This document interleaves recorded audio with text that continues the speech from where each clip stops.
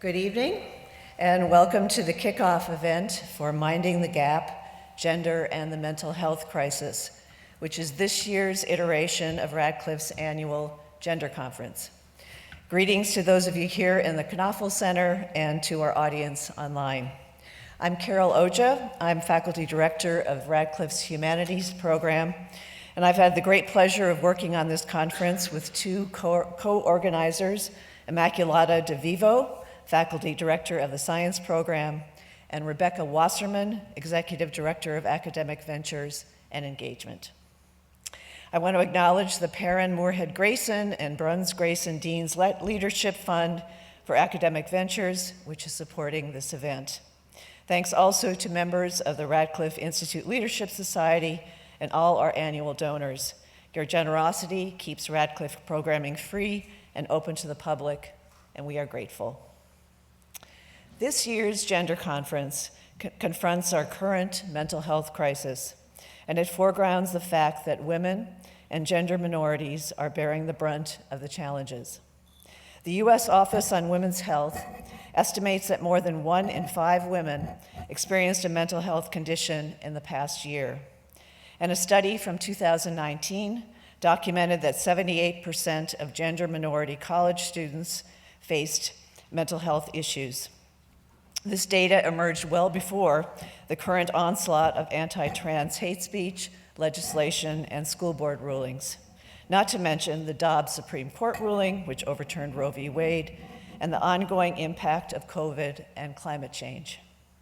Our conference brings an intersectional and interdisciplinary perspective to these pressing concerns, with a special focus on youth, underserved communities, social justice, lived experience, and access to care.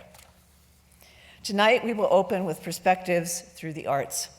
We are privileged to host the singer-songwriter Ezra Furman, who will perform a set, then engage in conversation with the scholar and current Radcliffe Fellow, William Cheng. Ezra Furman produces music labeled as art pop, indie pop, folk punk, all compound identities, which apply both to her creative output and personal life. Furman's career began as lead singer and guitarist for Ezra Furman and the Harpoons, formed at Tufts University in 2006. 5 years later, she stepped forward as a solo artist. Furman's albums range from The Year of No Returning from 2012, which one critic commended for its witty lyrics and the degree to which it lurks on the dark edges of the world, to the recent All of Us Flames, which Furman describes as a first-person plural album. The Guardian hailed it as dreamy, unshackled indie rock, while the lyrics wield ideas of community and solidarity like loaded guns. Most of the songs speak for survival, specifically with reference to the Jewish community. Furman also contributed the soundtrack for the Netflix series Sex Education. Tonight's discussant, William Cheng, is this year's Rita E. Hauser Fellow at the Radcliffe Institute, a professor at Dartmouth College. He works at the intersections of music, disability studies, media theories, care ethics, and queerness. His books range from sound play, video games, and the musical imagination, to loving music till it hurts. Before we begin tonight's performance, here are some tips about audience participation. Whether you're watching in person or online, you can submit questions at any time using the Slido link that's provided on the screen behind me and posted in the chat feature on Zoom. We hope you will use this tool to engage with the speakers. And now it's my great pleasure to invite Ezra Furman to the stage.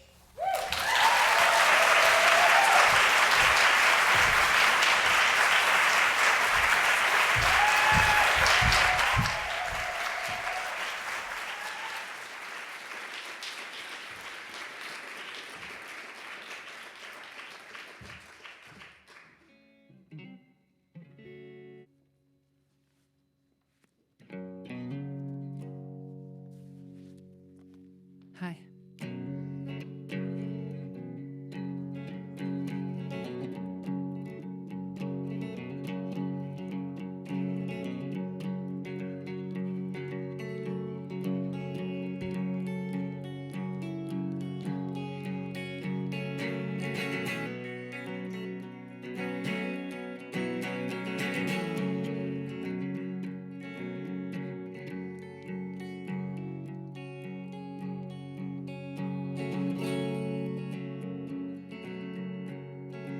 Now my tender heart is hardened. I'm taking walks in my dead garden. I'm shooting marbles across the floor in the maintenance closet at the grocery store. In my little black apartment, I found love's secret compartment. Now I keep my things inside. It's my Dr. Jekyll and Mr. Hyde. Ow.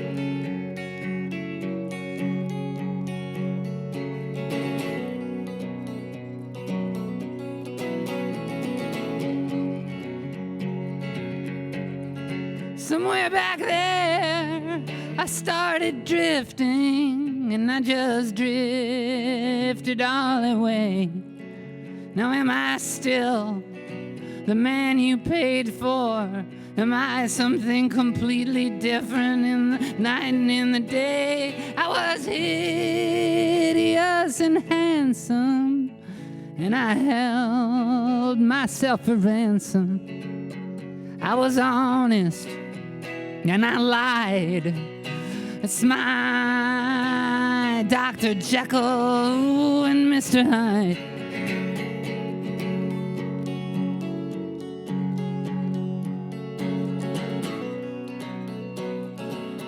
And I know that you tried.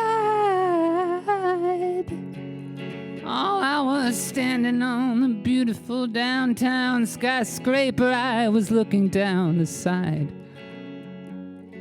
But beauty's frail, and beauty's passing, and she soon goes out of fashion. And then she's just running down the drain. She'll be always stuck somewhere between big joy and big pain. And although she'll always slay me, I will make her be my baby. I will take her as my bride. And there's 1,000 ways to love her, open heart or undercover. And I just never could decide. It's my Dr. Jekyll and Mr. Hyde.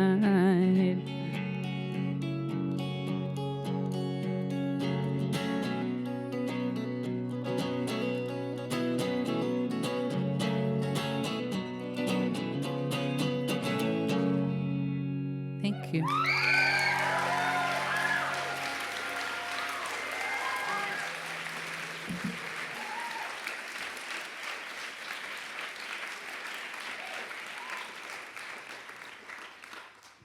What up, sluts? I couldn't resist. My name's Ezra. It's nice to be here. I'm going to, this is not my usual speed. I'm out of place here. I know, because I applied.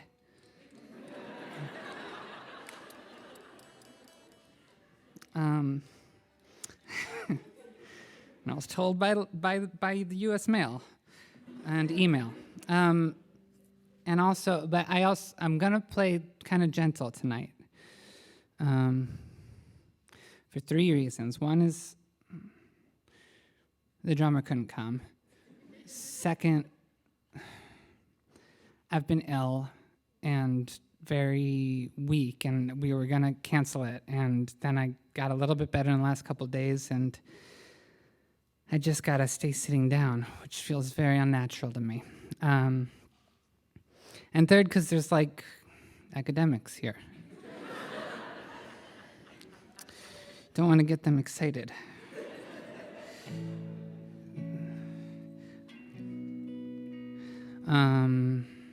On theme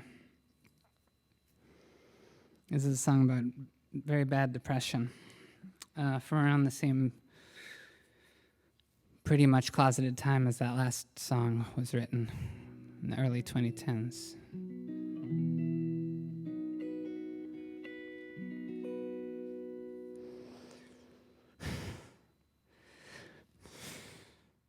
What the fuck do I do all day laying in bed, caught in a web of desire? What the fuck can it mean to me? The noise in my head, hanging my heart on the wire. Lost and found and lost again, making daddy proud. Got my tongue all caught up in my throat, trying to tell you I'm down.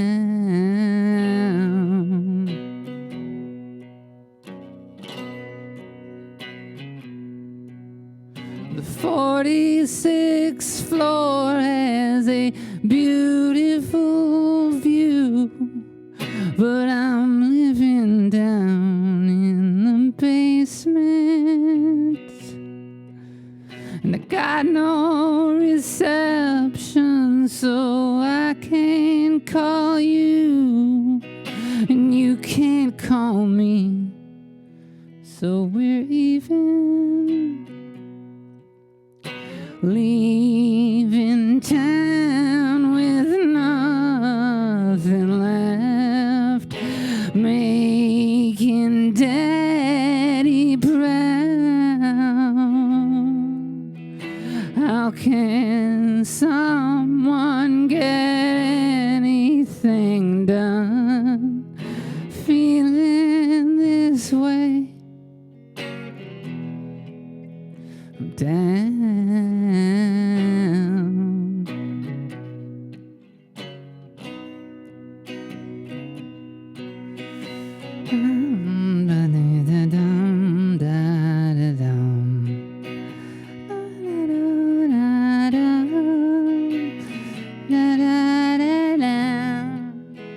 Blah, blah, blah, blah. Listening to records about high school and girls, caught in a meaningless circle, strangled to death by your ropey gold curls, watching the sky turning purple. All the drugs didn't do me no good. I'm sick of non-stop anesthetic,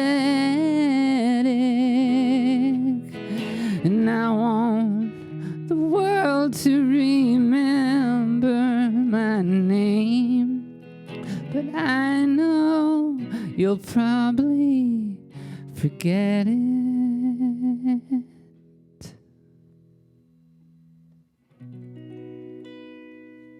Thank you.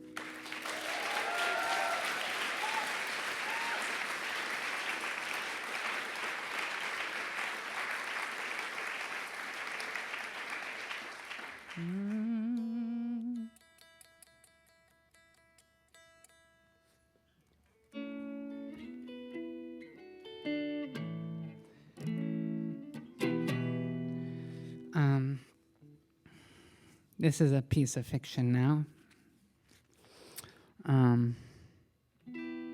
About getting picked up at the psychiatric hospital and getting a ride home from a friend, which never happened to me, but well, I was never the narrator.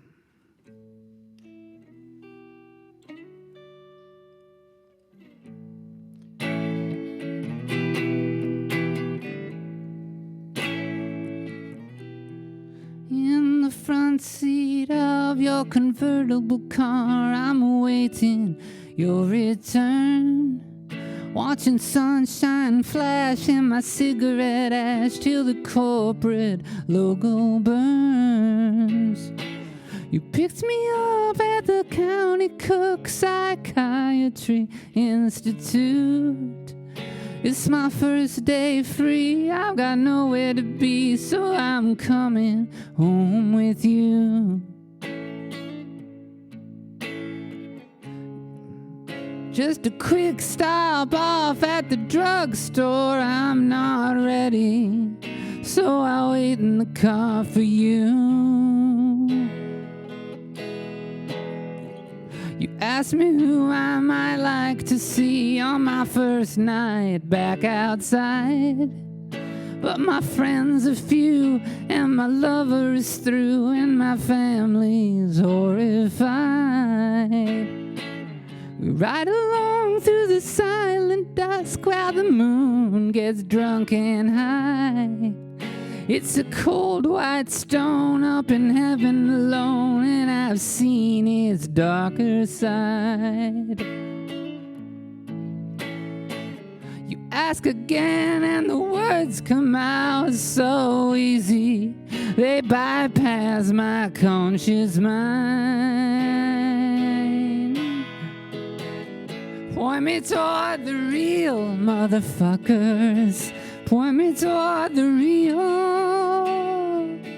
I've been lied to and abused, time to try to heal. Cut me loose, cut me loose. Let me get hurt, let me feel. Cut my bound hands free and point me toward the real.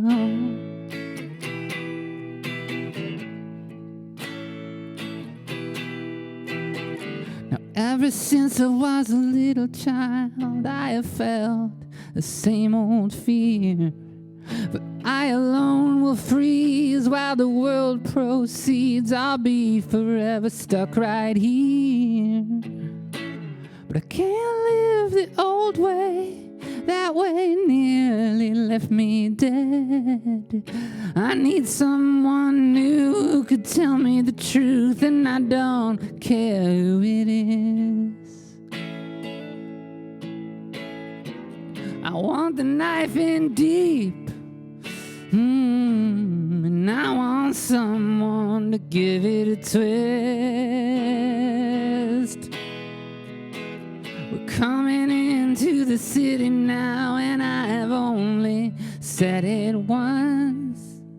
It's a phrase so clean, I don't know what it means, but it's more than I've said in months. You never ask what I did that made the cops finally pick me up. You wanna know where I'm trying to go, where I'll be, not where I was. I say it one more time, you nod, you smile, and it's better than all the drugs. Point me toward the real motherfuckers, point me toward the real. I've been lied to, I've been abused, time to try to heal. Cut me loose, cut me loose. See what freedom might reveal. Cut my bound hands free and point me toward the real.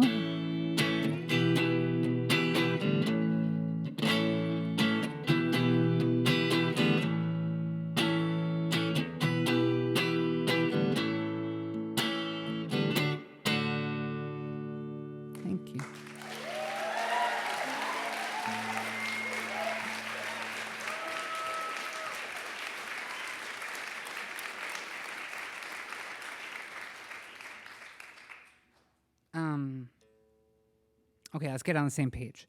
Do we know The Breakfast Club? The movie The Breakfast Club. I would like to confess to intellectual property theft now.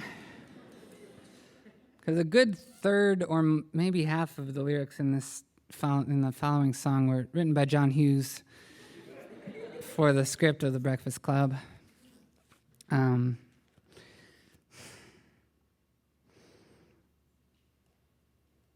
Yeah, it's about maybe you've had an experience like this where there's a fictional there's a fictional character and you just don't care about anything but them for a little while, and you're just like that, more of her. This can go right along with being transgender sometimes.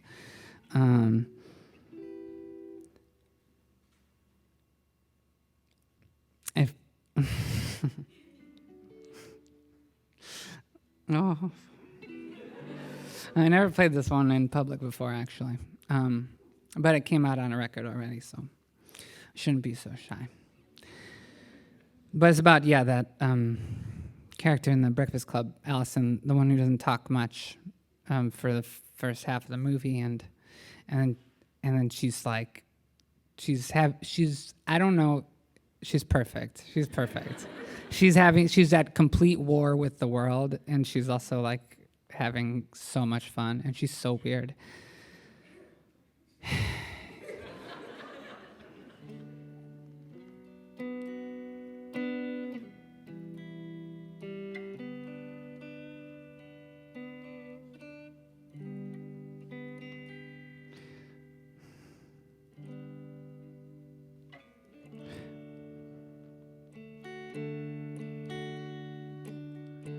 Ali Sheedy in The Breakfast Club, the black shit on your eyes, your purse full of junk. I hang my world on versions of your VHS visage.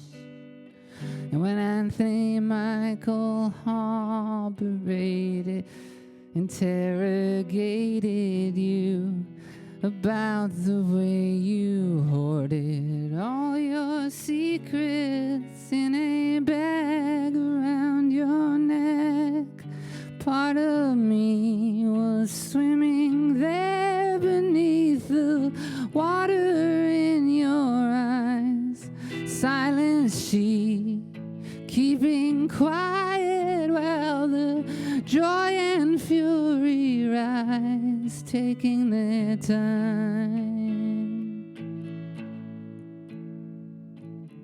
A sugar sandwich and a stolen knife, a secret jacket pocket and a double life. There's no deal, forget it, never mind, everything's cool. I watch it flicker on my TV, the teenage girl I never got to be. She's burning like a torch out in a field that's all her own. And when we run away together, we'll have all supplies we need, and we'll do what we have to do and scatter lilac seeds among the weeds. My home life is unsatisfying. I didn't have anything better to do. My home life is unsatisfying. I didn't have anything better to do.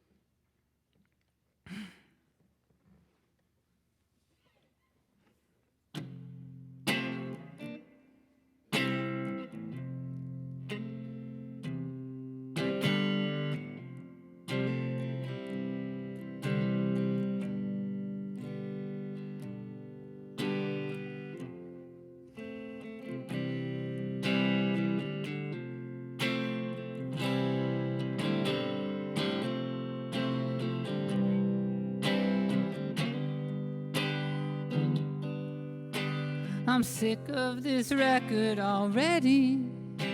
Let's wreck all the preconceived notions we bring to it. Check all the baggage, or better yet, burn it and start all over again.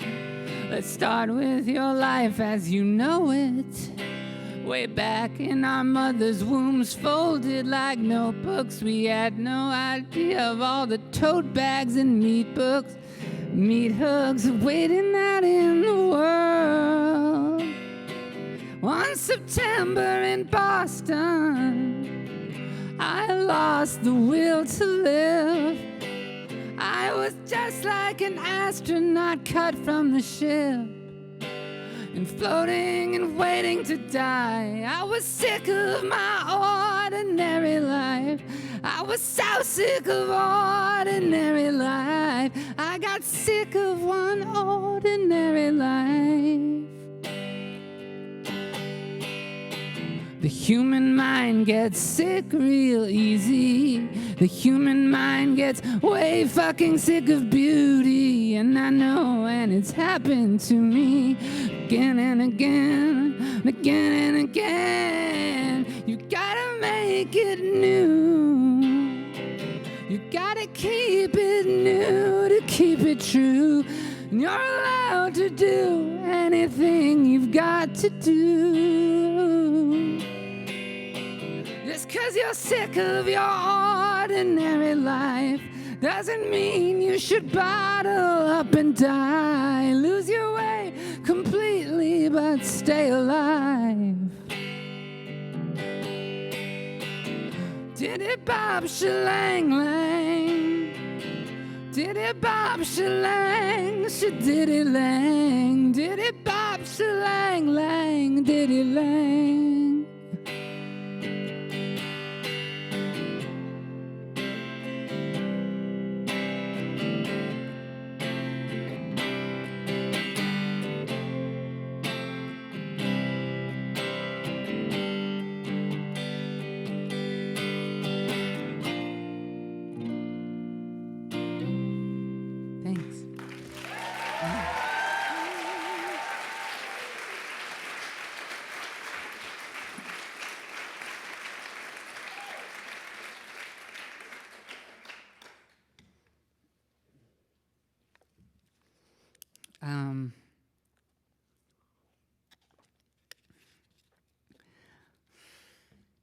I learned a lot about gender when I started actually showing up on the street looking feminine and gender nonconforming.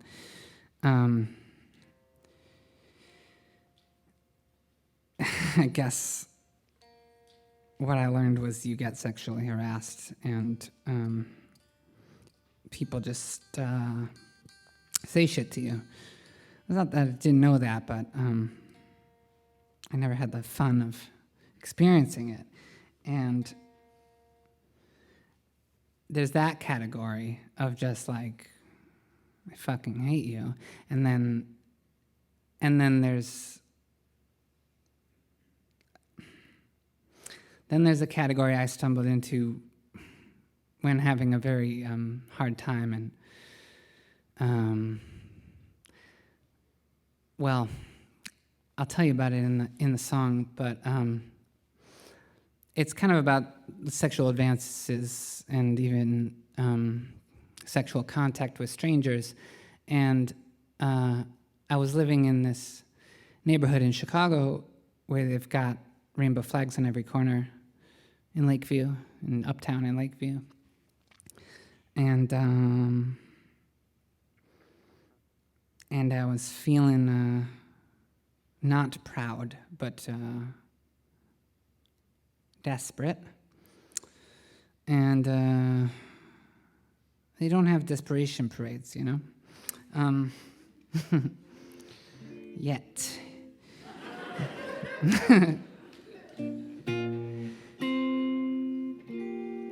And I was, as always, studying ancient Jewish texts, and I was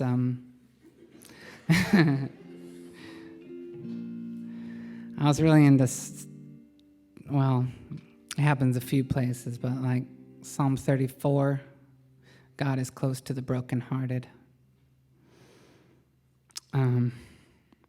That's one that kind of stuck in my mind a long time.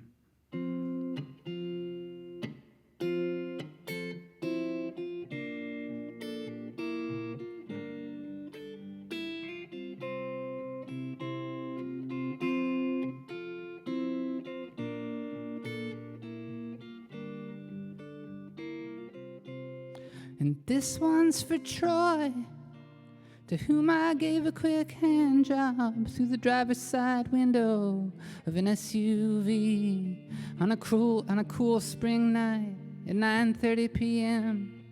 I didn't know him, he didn't know me, and when the police cruiser drifted by, I said I'd have to see him some other time, and I never did, and I never will, and I can remember his rough kiss still. Lord, come close to the broken-hearted. Put out your cigarette and come close to me.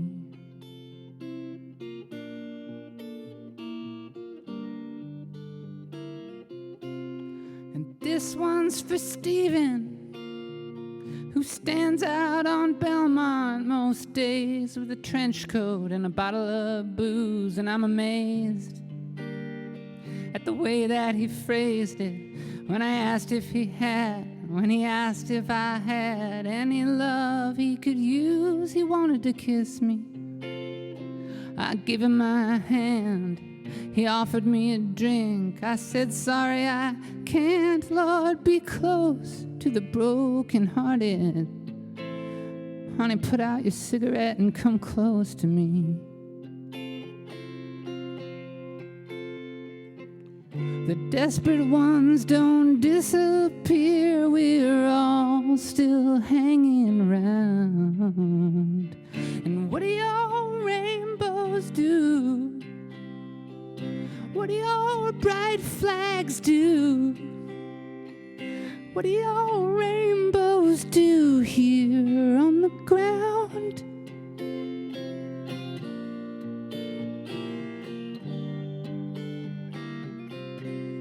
And if you still pray with the shawl or the beads or the little black boxes on leather straps, or if you don't even know where your wandering heart goes when you lie in your room in the dark on your back, let me know what you find deep inside there.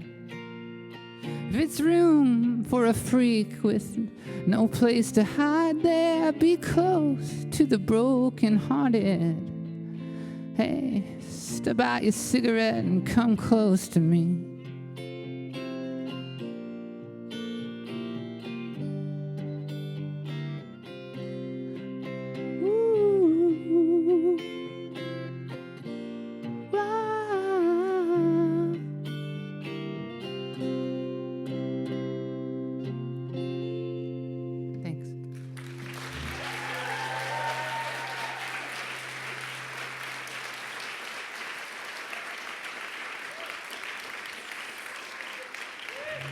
I think it's one more, William, and then we'll speak.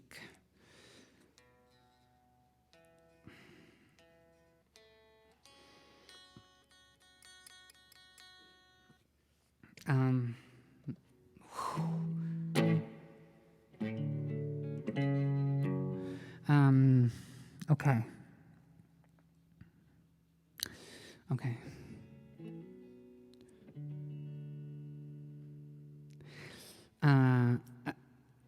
Yeah, thanks so much, you guys, for listening to me, and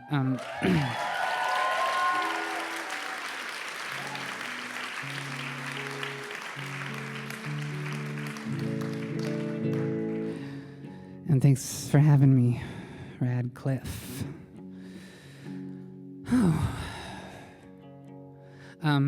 This is a song about, I'd say, virtual communities, which most communities seem to be these days. But yeah, I was wondering, as a lot of people were in 2020, What is a community? What can a community be? Am I part of one? If I never see those folks, if we don't have a place to be, if we're conceptually united and rarely ever physically touch.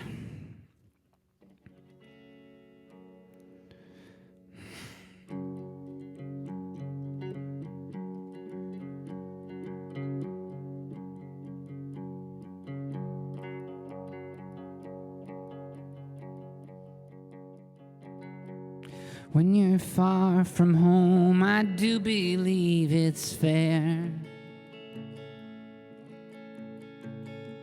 to use a public bathroom mirror to cut your hair. In a cheap Southampton diner, I am both Samson and Delilah as I chain myself to the pillars of nowhere. When I walk back to the booth where I was sat,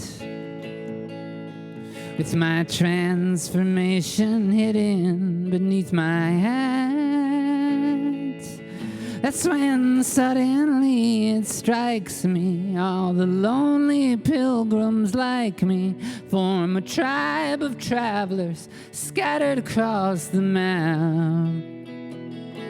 So let's defy the distance here to there. Let's write each other postcards and call that prayer. Let's meet up in a place that isn't anywhere, at the temple of broken dreams.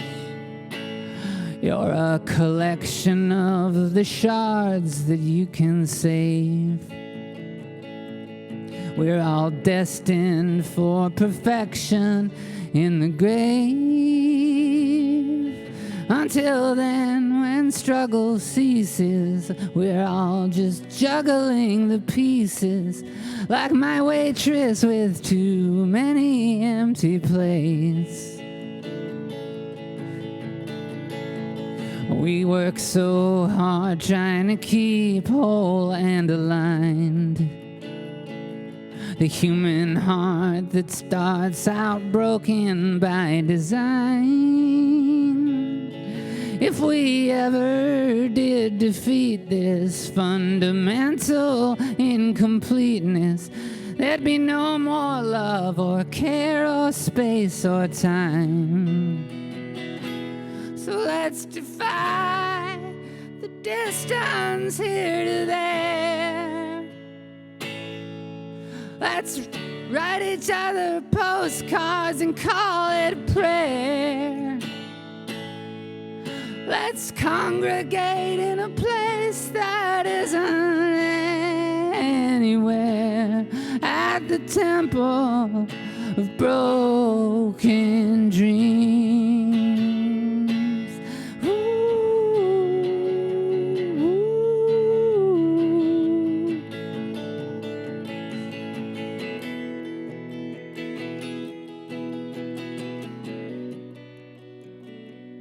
So I'm back at the wheel of my Chevy shrine.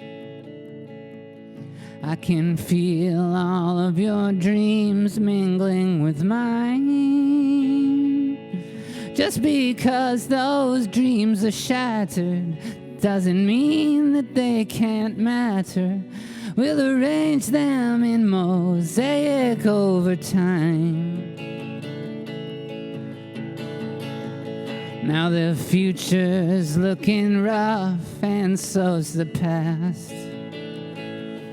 Luckily, the present moment's where we're trapped. And we're all losers, we're all gamblers, we're all bugs frozen in amber, small eternities that never seem to last.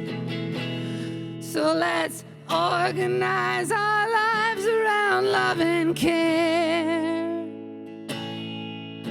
Let's write each other letters and call that prayer.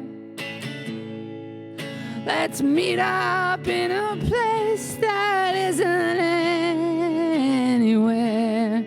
At the temple of broken dreams. At the temple of broken dreams. Yes, at the temple of broken dreams. Thank you.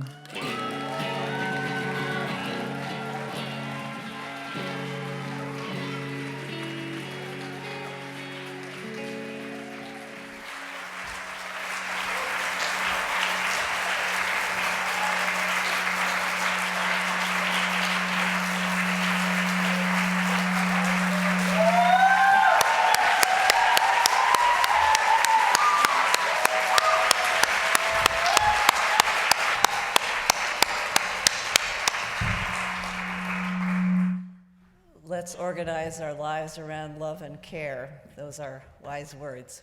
Anyway, thank you, Ezra. So we're switching gears here to conversation. New chairs are coming up, microphones are moving. Ezra will be back on the stage together with Will Cheng, who is a fellow here at Radcliffe this year and a professor of music at Dartmouth College. So I think things are pretty much ready for you. Yes. Come on.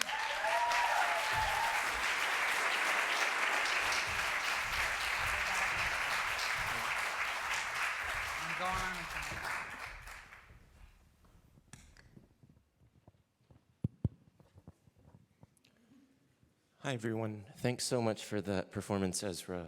We have already a lot of questions from the audience coming in, and I have lots of questions as well. And we've talked a little bit about what we can talk about on stage. And just before Ezra came on to perform, we were talking about how a live interview in front of an audience, especially perhaps this kind of audience, is, in Ezra's words, a high wire act. And I asked Ezra, why is it a high wire act? And can I ask you that on the stage? And that question wasn't really answered, but I'm asking it now. But really, Ezra said she's comfortable answering, pretty much anything. So, yeah, what does this conversation feel like? I mean, I've got this. We're doing great. But yeah, it's the reason I became a performer is so I could write what I have to say in advance. Yeah, that's not what this is. It's improvising, and it's also like, I don't know. It's charged. This is charged with gender. It's charged with transness and queerness and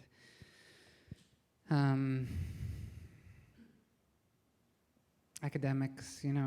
I feel I've always had a torrid relationship with academics. Yeah, and being asked to, I'm just being on the spot, asked to account for myself. We don't know what some of the questions will be. But it's also like something I have a lot of practice for, both from showbiz and just from like,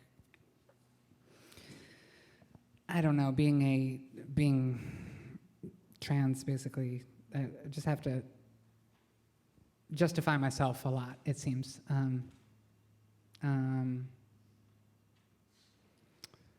So I've got a few moves. Yeah, the navigation of expectations, performing for others, saying what other people want to hear or think they want to hear. Sitting beneath a giant image of yourself. Yeah. I mean, I asked them to have my picture, but they wouldn't do it. So. I'm usually not funny on stage. I want to ask you actually about, since you shared with us and you weren't sure prior whether you were going to say that you were feeling ill this last little while, and therefore it was difficult to perform.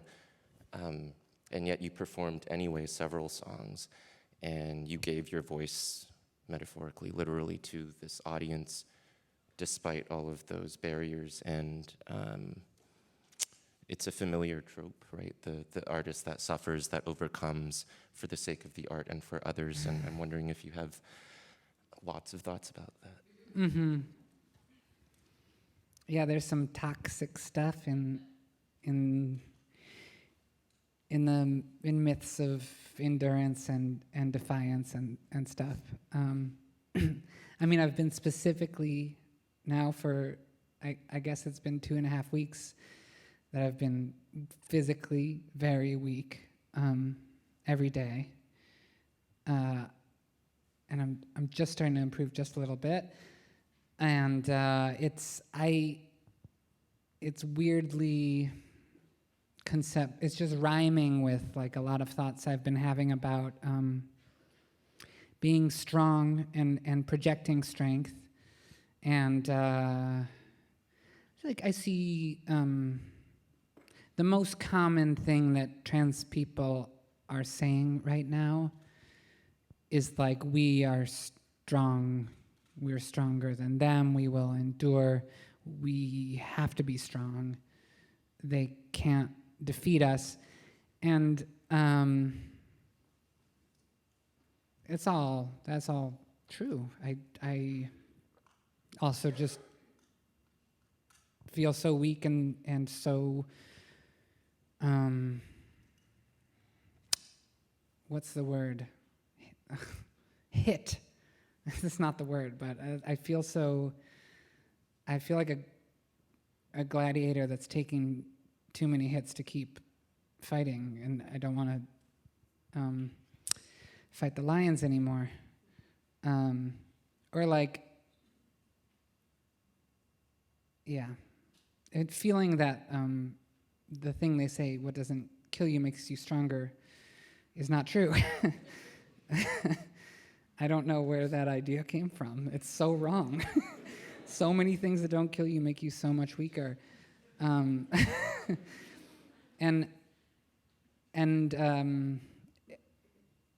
admitting that feels important for healing. And then that also applies to just the endurance feats that are going on when you're like a touring musician, which I have been for a lot of years, 15 years or something. Wait, whoa. Right. How much is, I don't know. Who's counting? No, more like 17, 16. Anyway, I am trying to take care of myself.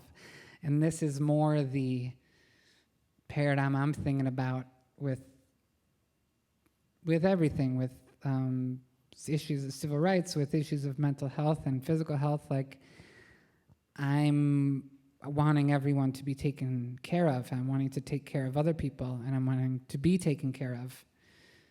And I found myself, writing about that in my songs. It somehow quite organically just like came out of me to turn out to be the main theme of the record that I put out last summer, All of Us Flames. And it's like more than anything about community and taking care of one another.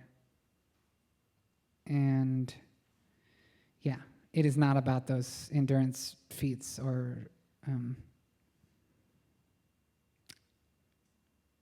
I mean, there's definitely defiance and spitting in the fuckers' faces, but I think part of a sustainable defiance is interdependence. Yeah, thank you, Ezra. Some big words. I could have gone here.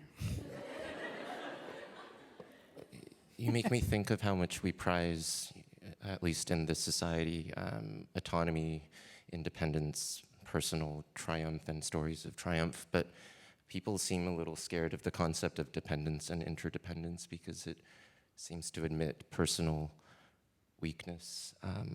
And I wanted to kind of shift to your music for a little bit. You write in your book, it's called Transformer, and it's about the Lou Reed album, and it's an awesome book. You should check it out. Towards the end of that book, you say that a song is a terrible place to hide. And some singer-songwriters think that they can write a song and put on a persona, and your thesis there is kind of that, well, some people might think that they're good at hiding behind a song and a persona, but sometimes the body reveals things that we don't intend. And I was saying to you that it reminded me of how, little kids, when they play hide and seek, they think they're doing really well when they're hiding, but when half their body is showing above the couch. And I think sometimes artists are the same way. You think you can hide behind a cover or a persona, but do you want to speak a little to what you're showing people when you're performing? Wow.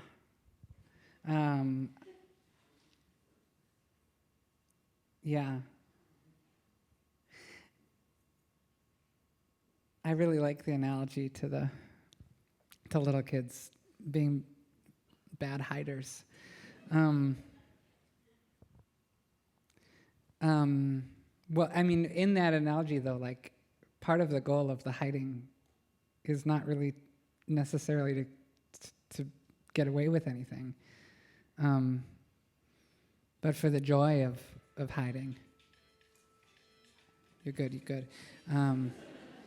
I usually perform in dive bars.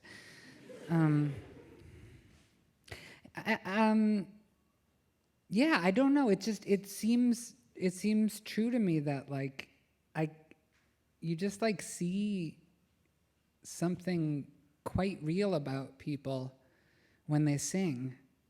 And I swear I can hear it, even in, like, a Kiss song, I just there's something about the human voice that it just, like, when you sing, you reveal.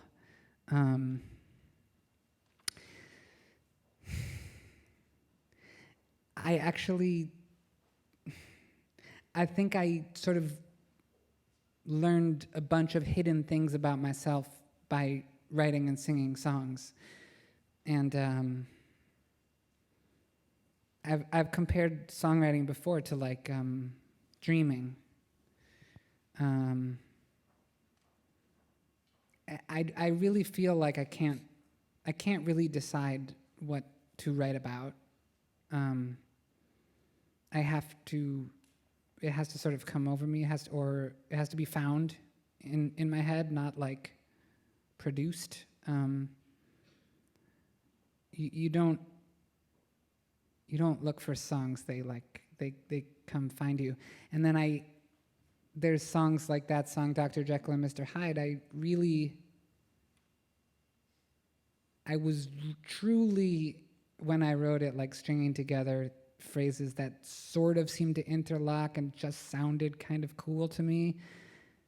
And it's, in retrospect, so transparently about me living a double life and being closeted and issues of that and the fear and loathing of keeping secrets. And I wasn't aware of that until I sang it for, like, 3-4 years. And that's very fascinating to me, that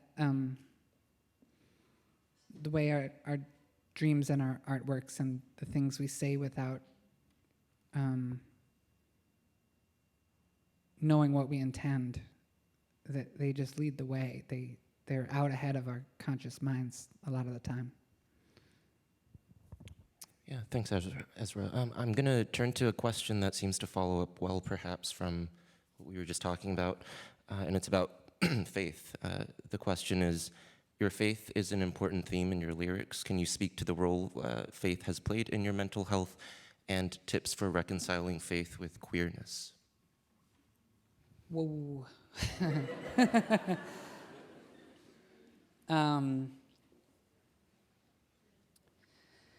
Well, my first thought is I can't tell in that question if faith is like, it's sometimes used in a sort of as a stand-in word for religious affiliation or a more communal thing, but the word itself, it's this. I'm not saying Jews don't use it. I'm Jewish, but it's very weighted with Christian association, and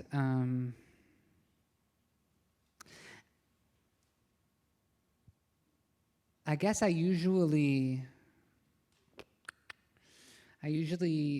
put like questions. Faith, it's barely it's right next to the word belief, and belief, I don't even know what. I never understood that. I never understood questions of like, do you believe in God? It's like asking about a part of your mind and your inner world that, like every part of your inner world, can change, and it might change every time you think about it. But there's a different question. I'm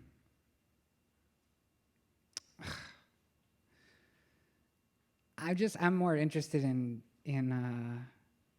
what language I'm talking and who I hang out with, and issues of community and framing the world. And I love talking about God, and thinking about God and addressing God in prayer. I mean, it's not like complicated. I'm pretty much religious and I believe in God, but it is complicated.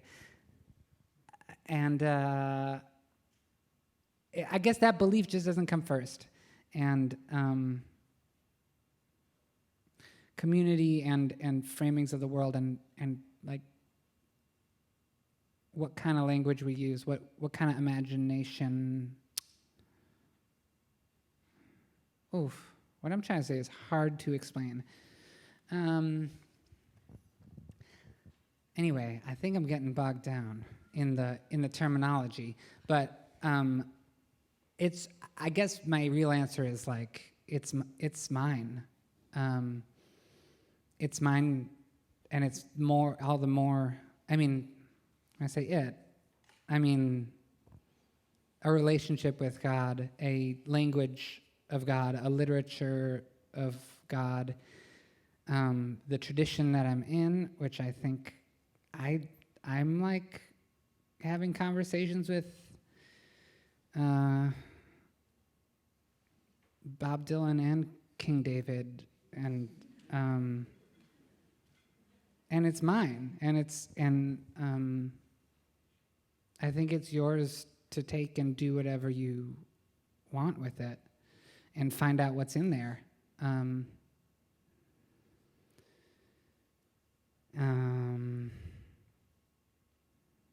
also about reconciling faith or religious affiliation with queerness. From experience, the best thing, don't let it kill you. Don't let them kill you. Just don't let them clip your wings. You don't have to walk away from a community because a book says somewhere. Like you can walk away from people who are hurting you, but it's still yours after you walk away, if you want it to be. And you still got the books and all the other parts of those books. and all the stuff that's actually a really precious, like, tradition of ancient wisdom that it's fine to dismiss if you need to. But if you don't, it's also fine to not dismiss. Thank you, Ezra. There's, thank you. That was a great response. We have, I know. we have lots of questions basically asking about how to be more supportive to, for example, trans students, to someone whose child is transitioning, how society can better support trans and non-binary artists. So there's a whole subset of questions here, basically asking what can people do, and in a way it doesn't sound, of course, like a fair question to ask a single person and to expect a concise and quick response, but yeah, anything you would like to say on that very broad subject?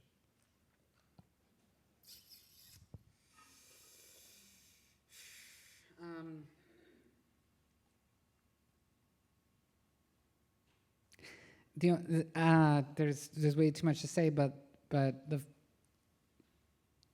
I don't know, the thing that came to the front of my head is like, learn stuff and meet people and listen. Like, if you want to, it seems obvious to me, but if you want to understand trans people, like, talk to trans people, listen to trans people, read what trans people write, and just, I don't know. Cis people are, like, wrong about it a lot, so don't read, like, a New York Times article, like,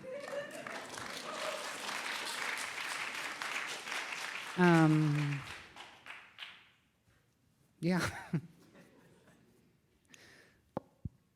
Yeah, thank you.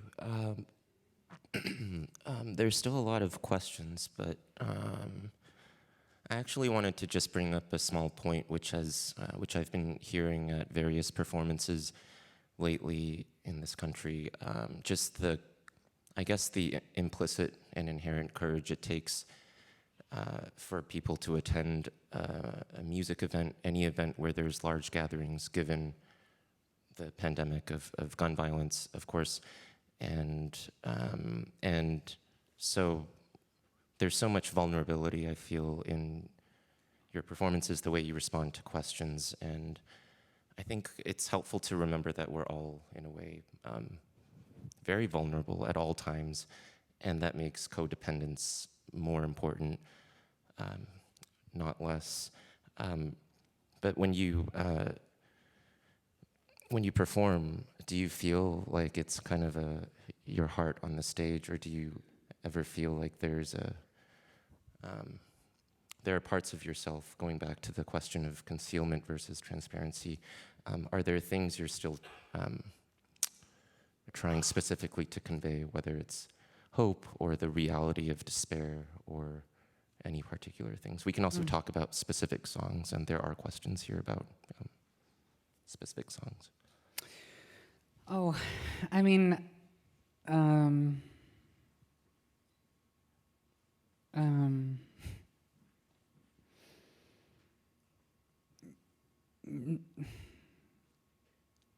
not sure what to say. I wanted to be a writer. I just wanted to do what writing and literature does, and also rock and roll. I graduated from college, and toward the end, I was like publishing some poems, and I had a poetry teacher who was like, you should get a master's in poetry, and then there's a whole path. And I was like, oh, you like me? There's a future for me? You know, I was so like, yeah, if you think of, because I had no idea what I was doing, And then, but I had this band, and I was like, I think I can do writing, like not at schools, but like in bars, like I made a strong, dumb, smart choice to go with the populist version of being a poet. And a poet's goals are my goals. And I still like what Kurt Vonnegut said about art. The artist's goal is to make you like life better. I feel like that sums it up better than anything else. Yeah, thank you, Ezra. There's one comment that just says, my 3-year-old, I hope this is for the right event, asks me to play the dishwasher song from one of your original albums every day. I just wanted you to know how loved you are in my home. Whoa. With a purple heart. So that's just, not every question has to be like a really hard one. But also, that song is dark. That's not toddler friendly. Wow. What a choice. That's cool. Cool kid. This is also a different kind of question. After 6 years together, my fiance and I are getting married in September. We're centering queer trans joy. Which song should we walk down the aisle to? Aww. Wow.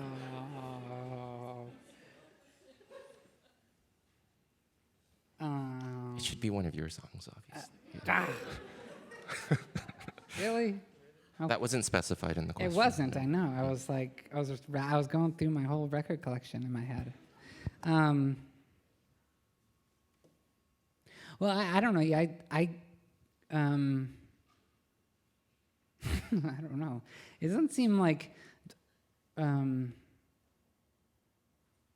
pacing of the walk down the aisle is usually more in line with my despair songs.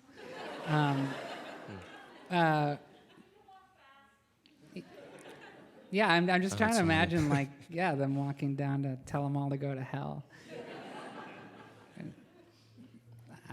If they can figure that out, I recommend that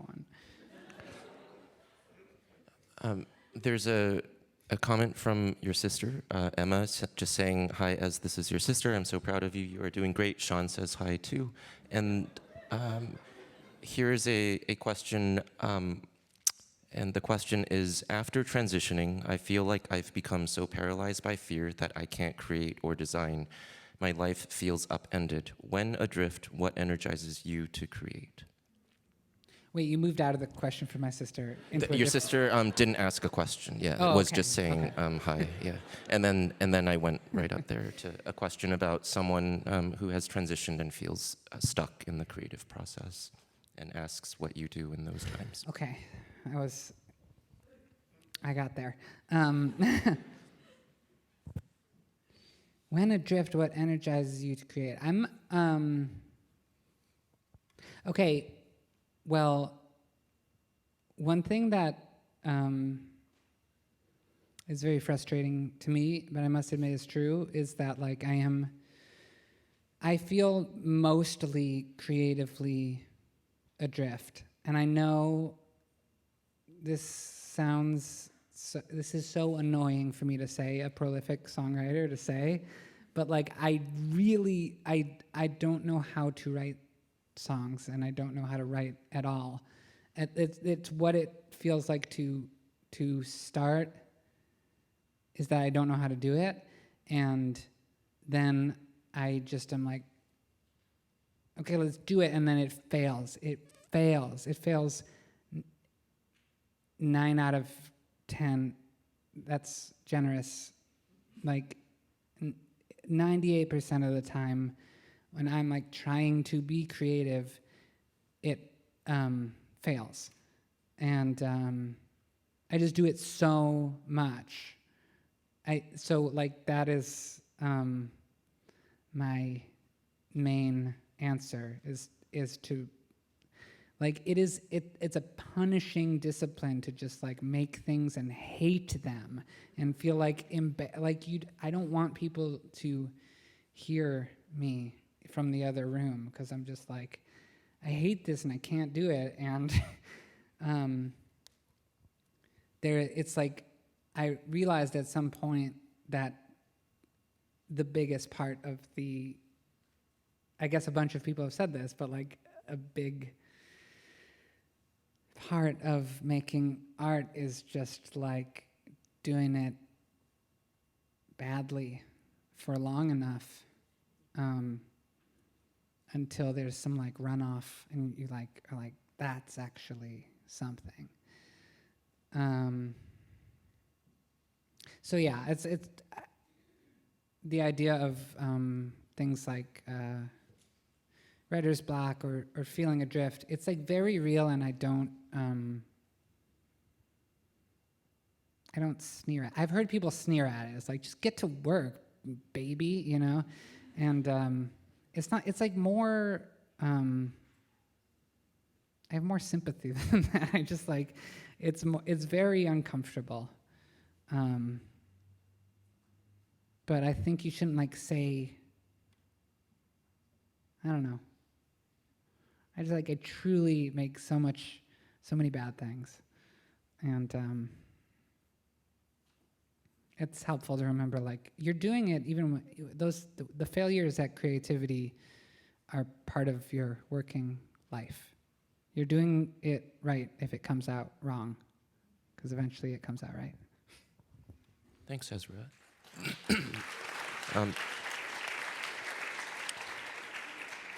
This question simply asks, what are some small things that have brought you hope or joy recently? Everyone's so nice. I was so prepped for what gives you the right to appropriate womanhood and stuff.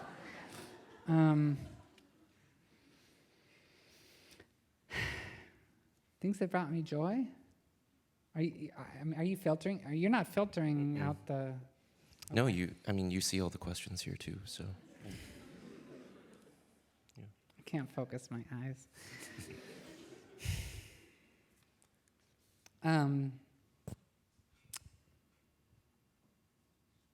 I don't know. Everything. I'm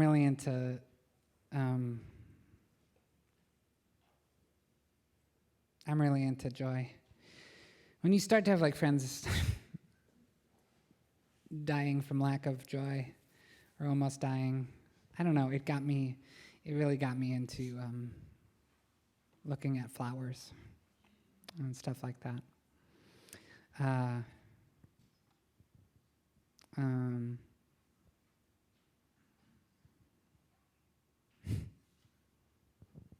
I don't know, but Pressure Drop by Toots and the Maytals in a pinch. It's like medicine. It's like it works almost every time. I just put on the song Pressure Drop by Toots and the Maytals, and you really can't feel very bad while it's playing.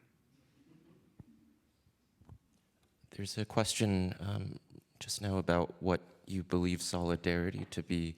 This person hears it a lot in your music, and I guess we all have a sense or our own definition of what solidarity is, but anything in particular stand out to you when you think about that as a word or a theme?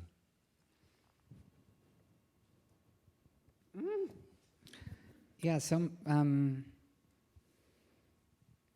like I was saying, it could be, it's probably the theme of my work lately, solidarity. Solidarity and interdependence, and I am really it's seeming more and more that the most powerful kind of solidarity is an everyday life kind of solidarity, like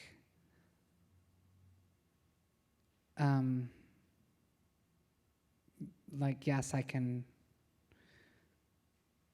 come visit you when you can't leave your couch, or yes, I can help you get groceries, like, and the more you are around people who need that kind of everyday mundane solidarity, and the more you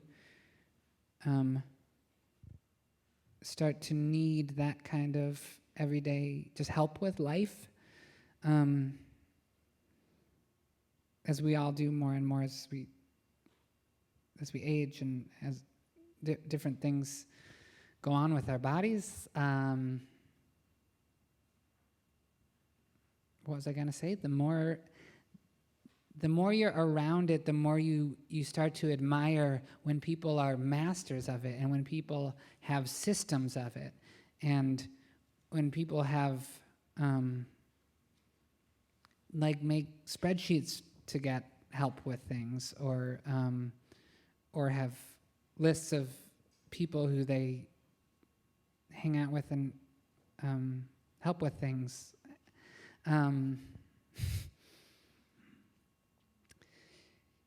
Yeah, it's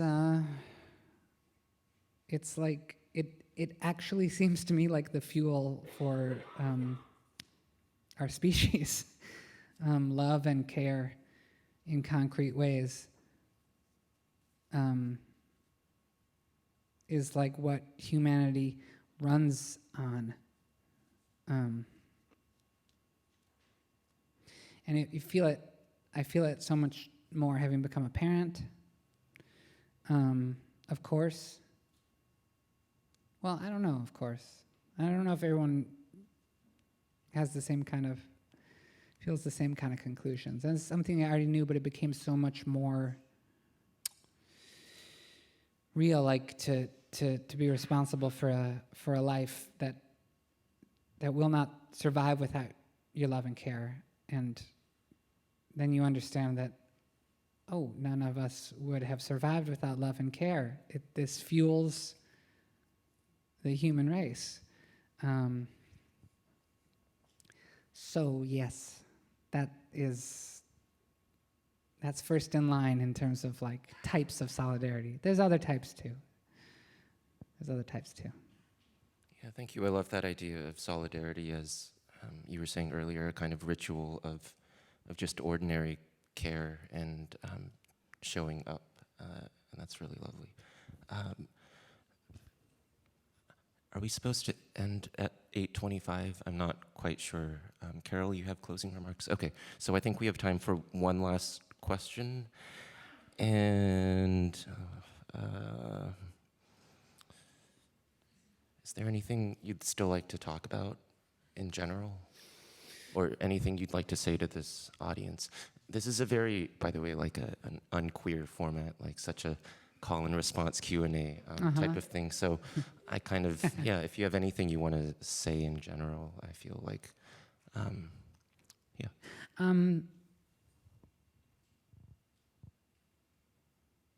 I don't know. First thought is that when I take a stage, well, I guess because we talked about this a little bit preliminarily,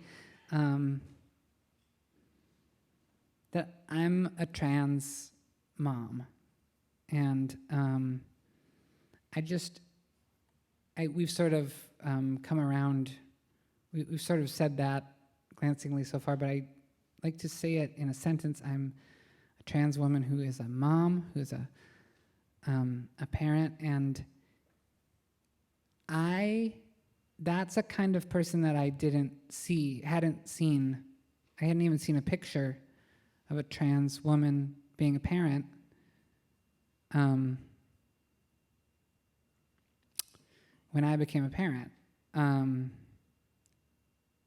I had never even seen a picture, and I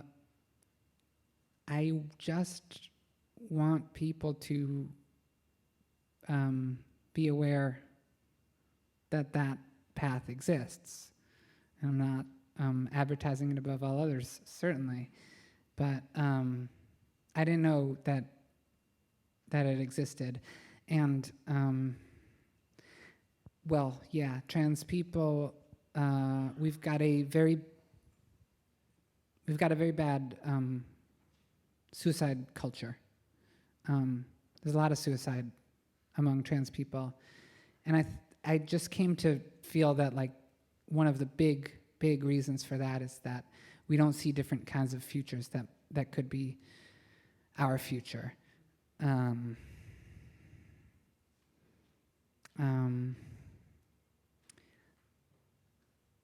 I'm just saying there's a million ways. There's a million ways to do it, to thrive, you know? And I really want trans people specifically to know that this year.